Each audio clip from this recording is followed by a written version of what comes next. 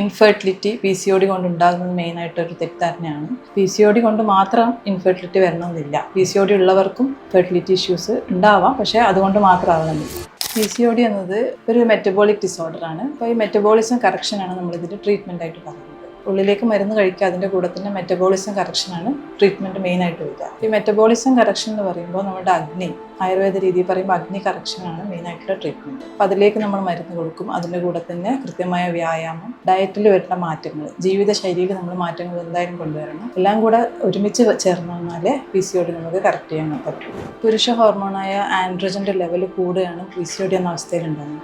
അപ്പോൾ ഇത് കൺട്രോൾ ചെയ്യാനായിട്ട് നമ്മൾ കൃത്യമായിട്ട് 3 കാര്യങ്ങൾ മെയിനായിട്ട് ശ്രദ്ധിക്കണം. ഡയറ്റ് എന്തായാലും ഫോളോ ചെയ്യണം, കൃത്യമായ ഉറക്കം ഉണ്ടാവണം, വ്യായാമം. ഇത് 3 മെയിനായിട്ട് നമ്മൾ ശ്രദ്ധിക്കേണ്ടത്. ഇപ്പോൾ കൃത്യമായ നമ്മൾ ആഹാരങ്ങൾ, ഇലവർഗ്ഗങ്ങൾ നല്ലപോലെ കഴിക്കുക, പരിപ്പ് പയറുവർഗ്ഗങ്ങൾ നല്ലപോലെ കഴിക്കണം, മൈദ കൊണ്ടുള്ള പലഹാരങ്ങളൊക്കെ ഒഴിവാക്കണം, ജങ്ക് ഫുഡ്സ് ഒഴിവാക്കണം, റെഡ് മീറ്റ്, ചിക്കൻ അയലൊക്കെ ഒന്ന് കൺട്രോൾ ചെയ്ത് കൊണ്ടുവരണം. കാർബോഹൈഡ്രേറ്റിൻ്റെ അളവ് വളരെയധികം കുറച്ച് കൊണ്ടുവരിക. പ്രോട്ടീൻസ് നല്ലപോലെ എടുക്കേണ്ടതാണ്. വെള്ളം കൃത്യമായ അളവിൽ ജലാംശം ഉണ്ടാവണം.